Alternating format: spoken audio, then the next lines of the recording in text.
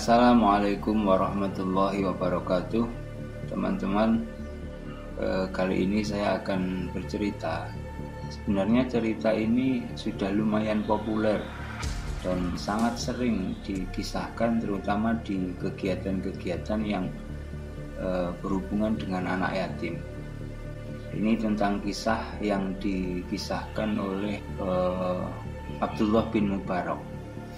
Abdullah bin Mubarak ini termasuk generasi awal sepeninggal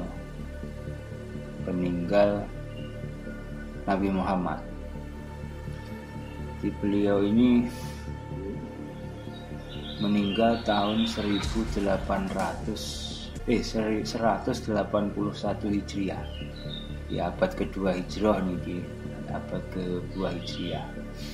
Abdullah bin Mubarak ini satu kali beliau ini berangkat haji ke tanah Mekah. Kemudian ketika beliau ini melakukan tawaf, beliau itu merasakan ngantuk sekali, merasakan sangat mengantuk. Terus ketika masuk Hijri Ismail, beliau memutuskan untuk tidur. Ya, tentu tawaf pada zaman itu tidak seramai hari ini, makanya masih ada ruang-ruang untuk mungkin beristirahat sejenak seperti itu. Nah, dalam ketika tidur itu, beliau itu bermimpi. Beliau mimpi dirawuhi Kanjeng Nabi Muhammad SAW. Di dalam mimpi itu Kanjeng Nabi dawuh. Jadi dawuhnya begini, Abdullah, nek awakmu wis rampung kaji, wis mulih teko Mekah, tulung sampekno salamku kanggo sinten niku jenenge Bahrom Al-Majusi. Mantun ngipi ngonten, sahabat Abdullah bin Mubarak ini terbangun. Lajeng diangen-angen, ngipi tenanan apa ora to iki? Kanjeng Nabi kok titip salam kok neng wong Majusi. Terus karena masih sangsi, beliau mencoba untuk wudu, kemudian tidur kembali. Nah, di tidur yang kedua ini beliau mimpi lagi dan sama, mimpinya sama seperti yang awal. Dia mendapatkan pesan untuk menyampaikan salam ke siapa itu? Bahrom, si kafir Majusi. Kemudian setelah terbangun, dia masih belum yakin karena dia merasa janggal. Padahal kalau apa yang ada dalam mimpi itu mungkin Nabi Adam, Nabi Yusuf, Nabi Sulaiman atau nabi-nabi yang lain, itu mungkin setan bisa mancolo utawa macak kaya nabi bisa. Sementara ini Kanjeng Nabi Muhammad langsung, sesuai dengan keyakinan kita bahwa Nabi Muhammad itu setan atau iblis itu, jin itu tidak bisa menyerupai macak-macak kaya Kanjeng Nabi, itu mboten saged. Lalu beliau tidur lagi. Kemudian dia bermimpi yang sama dengan mimpinya yang pertama dan kedua. Baru di mimpi ketiga inilah, setelah bangun, beliau merasa yakin bahwa ini benar-benar Kanjeng Nabi yang mendatanginya di dalam mimpi. Namun juga masih agak janggal karena bagaimana mungkin menyampaikan salam kepada orang kafir, sementara di dalam keyakinan kita bahwa mengucapkan salam kepada orang kafir itu tidak boleh. Tapi karena ini sudah diyakini sebagai pesan dari Rasulullah, akhirnya Abdullah bin Mubarak ini ketika sudah pulang, akhirnya beliau mencari alamat dan nama sesuai dengan apa yang dipesankan oleh Rasulullah SAW. Akhirnya siapa ini, Abdullah bin Mubarak ini mendatangi satu tempat dan bertanya kepada penduduk di sekitar apakah ada orang yang namanya Bahrom. Orangnya itu beragama Majusi. Kemudian warga-warga sekitar memang banyak yang mengenal Mbah Bahrom ini karena beliau terkenal sangat kaya dan usianya sudah tua. Akhirnya ketemulah si Abdullah bin Mubarak dengan Mbah Bahrom. Ketika bertemu, tentu saja tidak mengucapkan salam karena dia tahu bahwa Bahrom adalah orang Majusi. Kemudian setelah basa-basi, setelah perkenalan, Abdullah bin Mubarak bertanya, "Mbah Bahrom, kalau boleh saya tahu, amal kebaikan apa yang pernah kamu lakukan?" Mbah Bahrom ini dengan sangat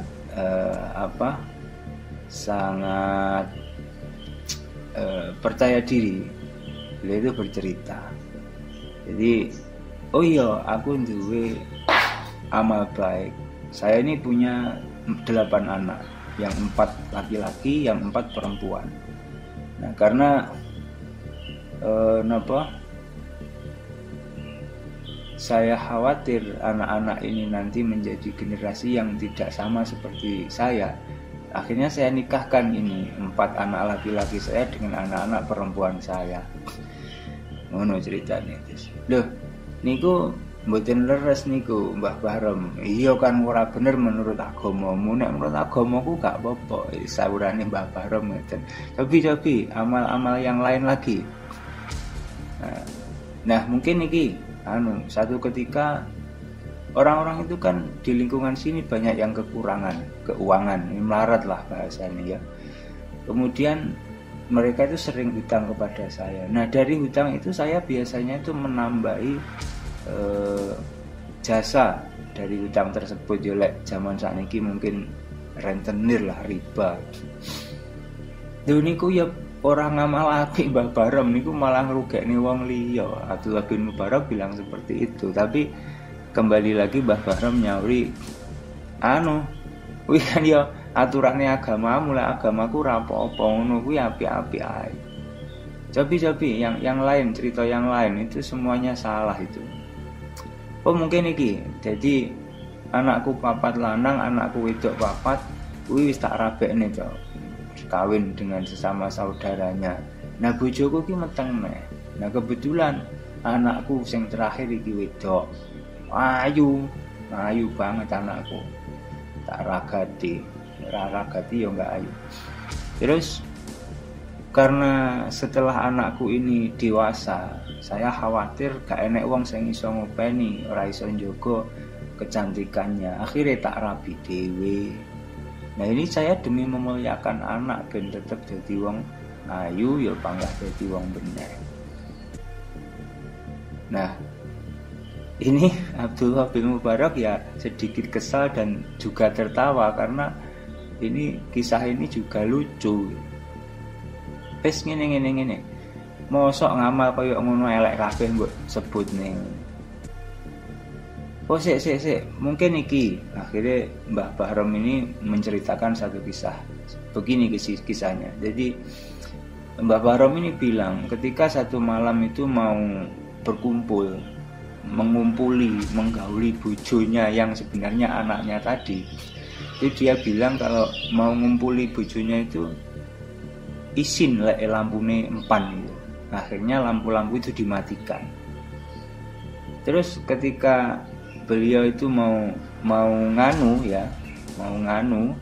itu tiba-tiba lampu itu ada yang menyala. Salah satu lampu itu ada yang menyala. Karena Mbah Bahrom curiga, akhirnya dilihat-lihat ada seorang yang memang sengaja menyalakan lampu itu. Kemudian dibengok, "Sapa kuwi?" Lah, akhirnya lari si orang yang menyalakan lampu ini. Dikejar tapi enggak keuber ngono, enggak nutut diuber. Akhirnya ya wis, karena lari wis gak kena diuber, akhirnya Mbah Bahrom kembali lagi ke kamar. Dipateni neh kan lampune iku. Lah mari ngono, ketika Mbah Bahrom ini sudah siap-siap arepe nganu lagi, lah kok lampu itu dinyalakan lagi. Sampai berulang 2 kali 3 kali. Nah akhirnya di selanjutnya itu Mbah Bahrom batin iki penake ya disanggong ae iki. Wis ping 3 kok mlayu diuber ora kena. Terus nah akhirnya bener disanggong, ada perempuan yang datang itu membawa menyalakan lampu itu. Nah, karena sudah disanggong, akhirnya dikejar terus, diuber terus sampai akhirnya sampai di satu tempat. Dalam kisah itu diceritakan di pojok desa. Jadi ketika si orang yang menyalakan lampu ini ternyata seorang ibu-ibu, seorang perempuan. Beliau masuk rumah, baru masuk ke dalam rumah itu Mbah Bahrom menunggu di luar. Beliau sengaja mendengarkan perbincangan atau pembicaraan yang ada di dalam. Ternyata di dalam rumah ini ada beberapa anak kecil yang ternyata si perempuan ini adalah ibu dari anak-anak ini. Nah, anak-anak ini kecil. Anak-anak kecil ini bilang, "Bu, kamu dapat apa? Sampean oleh apa?" Jarine sampean mau golek panganan. Sabar le, sabar nduk. Iki dina iki usum paceklik. Wong-wong muslim sing biasane sedekah iki kabeh ya padha melarat. Kabeh ya padha ngrasakne kekurangan. Sing sugih sak desa kene iki mek Bahrom. Lah sementara Bahrom iku wong Majusi.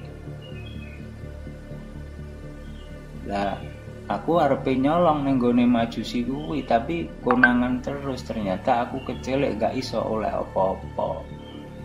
Lah piye Bu, iki aku ya wis keluwen, wis beberapa hari awake dhewe gak mangan. Ya nduk le, sabar. Nah, mendengar perbincangan ini si Mbah Bahrom ini akhirnya pulang ke rumah. Nyampe rumah itu ya wis enak-enakne ya njupuk cedhing diisi sego gebek, lawuh-lawuh, buah-buah, panganan sing pantes untuk dimakan itu. Nah, akhirnya si Mbah Bahrom ini pergi ke rumah si perempuan itu tadi. Nduk, iki mau aku roh tingkahmu, roh lakumu sampai awakmu tak uber teko omah iki mau. Jebule ana wong keluwen, anak-anakmu durung mangan sampai jarine 3 dina. Mula iki ana sithik panganan lan rezeki sing mungkin iso nambani keluwan luwene keluargamu. Nah, saestu dan benar ini kemudian makanan diberikan kepada si perempuan tadi dan anak-anaknya. Akhirnya beliau memberikan itu dan berterima kasih. Nah, teman-teman, akhirnya Abdullah bin Mubarak bilang begini. Nah, paling ya iki Mbah, alasane aku iso teko kene mau. Loh, kok iso ngono maksudnya piye? Soale ngene Mbah, aku tuh mari kaji. Aku muslim Mbah, aku muslim. Aku wong Islam, jadi munggah kaji. Nalikane munggah kaji iku ngipi diceduki nabiku jenenge Nabi Muhammad. Dan terus piye? Lah, Kanjeng Nabi Muhammad iku titip salam Mbah ning sampeyan. Aku dipeseni jarine nitip salam kanggo Bahrom sing wong kafir agamane Majusi. Sementara gak ono liya wong kafir Majusi sing jenenge Bahrom ning daerah kene sak liyane sampeyan. Muhammad sing nabimu kuwi. Nggih Mbah, titip salam teng jenengan Mbah. Muhammad ki titip salam ning aku. Nggih. Ya nyebut jenengku. Nggih Mbah. Nggih nyebut jenengan jenenge Bahrom. Padahal memang dereng nate tepang kali jenengan. Akhirnya si Mbah Bahrom ini termenung.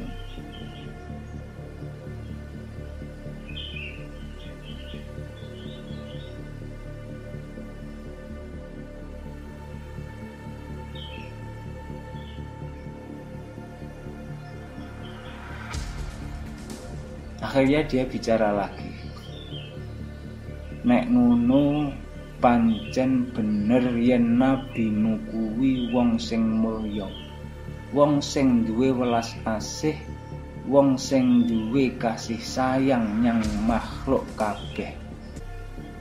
Yen ngono seksenana dina iki merga keagungan lan kemuliaane nabimu, aku syahadat melu agamamu. Akhirnya Mbah Bahrom kalih Abdullah bin Mubarak niki rangkulan mantun ngoten Mbah Bahrom niki syahadat dan akhirnya beliau masuk Islam. Teman-teman, dari kisah itu Ini sebagai gambaran betapa Kanjeng Nabi ini sangat menyukai orang-orang yang punya kasih sayang terhadap anak-anak yatim. Bahkan dari kisah tersebut bisa kita lihat, meskipun yang punya rasa kasih sayang itu adalah orang yang belum beriman, dia sangat berpotensi untuk mendapatkan hidayah dan kebaikan melalui dari Allah, melalui siapapun.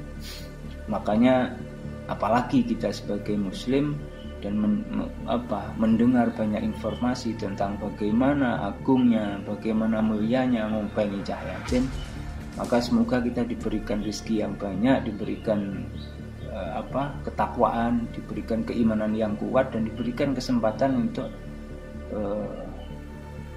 ikut atau dipercaya oleh Allah untuk menyalurkan rezekinya melalui kita kepada anak yatim, sehingga kita benar-benar bisa mengikuti jejak kasih sayang yang dijalankan oleh Rasulullah Shallallahu Alaihi Wasallam. Seperti yang pernah Rasulullah dawuhkan juga, aku dan orang-orang yang menyayangi anak yatim nanti akan berposisi sangat dekat di surga nanti. Kanjeng Nabi mengisyaratkan seperti dekatnya dua jari telunjuk dan jari tengah, atau ada yang menyebutkan jari jempol dan jari telunjuk. Maka semoga teman-teman kita semuanya mendapatkan keberkahan bulan Muharram, juga mendapatkan keberkahan rizki, agar rizki kita benar-benar bisa membawa dan menjadi wasilah keselamatan kita di dunia dan akhirat.